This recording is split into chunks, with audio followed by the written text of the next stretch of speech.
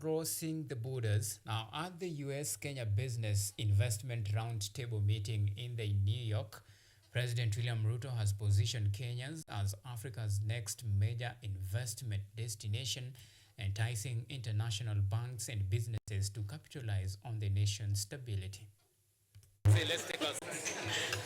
President William Ruto is courting global investors, positioning Kenya as Africa's natural gateway to business.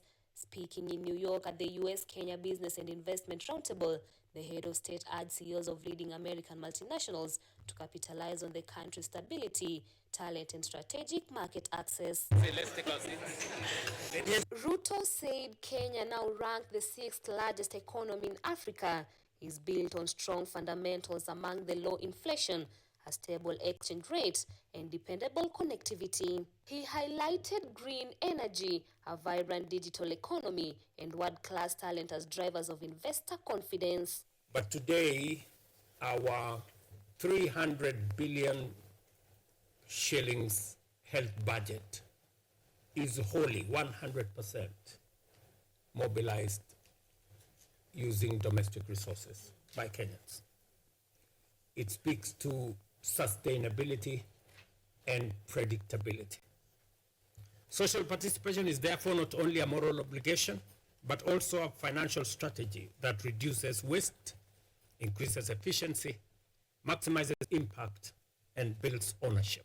On a side event on health equity and resilient societies, co-hosted by Slovenia and the World Health Organization, Ruto noted that the withdrawal of external funds has exposed the fragility of health systems, calling for sustainable financing rooted in citizen involvement. He highlighted Kenya's universal health coverage reforms, including 4 new laws on social health insurance, support for over 100,000 community health promoters, and digital participatory budgeting to enhance transparency and accountability. We have empowered community health promoters with medicines, smartphones, and stipends, co-financed by both levels of government to ensure that last-mile delivery of essential services is done. We have 109,000 community health promoters around Kenya, and we facilitate them to visit every home. Slovenian President Natas Samusar underscored the need to institutionalize social participation, calling on youth, civil society, and global partners to build trust, solidarity, and equitable development. So by empowering and institutionalizing social participation and inclusive policy making, we can build more trust on our health systems and align services with the needs of diverse communities. Evidence shows that this approach delivers better outcomes, improves compliance, and drives innovation at every level.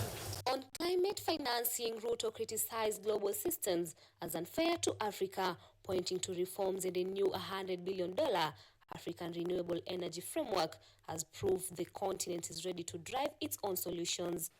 We are reforming our policies, mobilizing domestic capital, and building strong project pipelines to attract global investors.